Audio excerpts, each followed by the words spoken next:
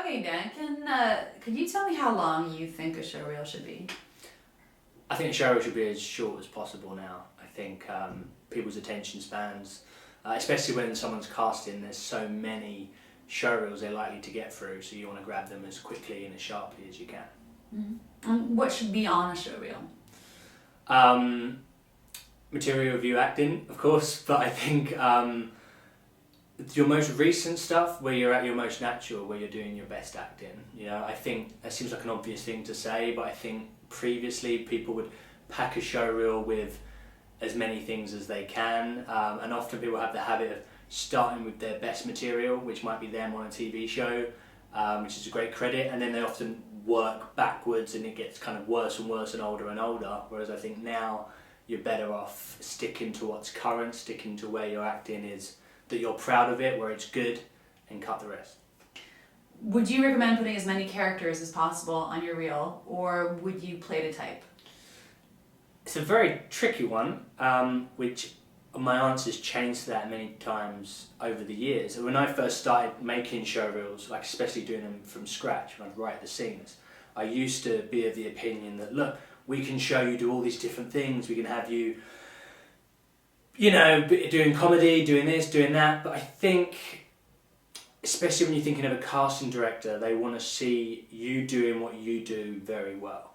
And although we all like to think that we're versatile and that we can all do everything, I think we all have strengths, and I think a showreel should play specifically to those strengths. So if you are the girl next door, or the East London mum, or the gritty gangster guy, you don't want to stereotype yourself completely, but I feel like you want to do different strands of that same thing. Do you know what I mean? So, and I think that's true. You look at an actor in Hollywood, I don't think they always have as much range as you think they do. They fit a certain type.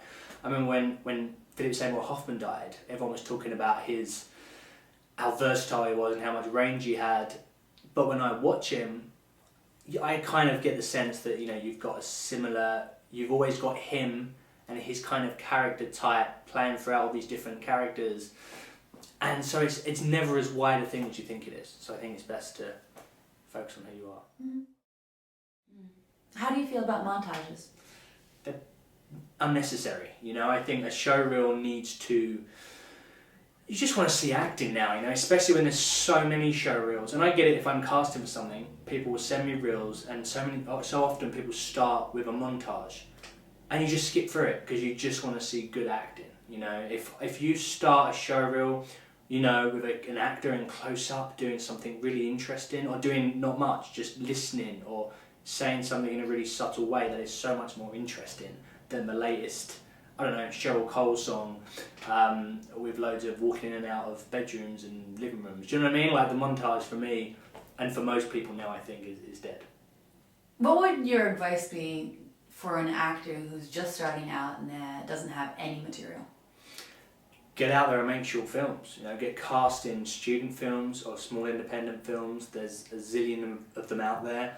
Often they're not going to pay very much, if anything at all, but you get material from them. Hopefully you get material from them, and I think that's the best way to learn your craft, is get yourself in front of a camera. Because often actors come out of drama school and they're still pretty fearful of being in front of a camera, which is understandable. So I think you need to, like I am right now, you need to get out there and just do as many projects as you can, and then eventually, ideally, you get material from that you can put into a showreel. If not, there are services like the one I do, where I create showreels from scratch for actors. But I think that shouldn't be your first thing. Do you know what I mean? I think that often, the best thing is get out there and do as many projects as you can. And then when you're ready, perhaps come to someone like myself who can help create scenes specifically for you.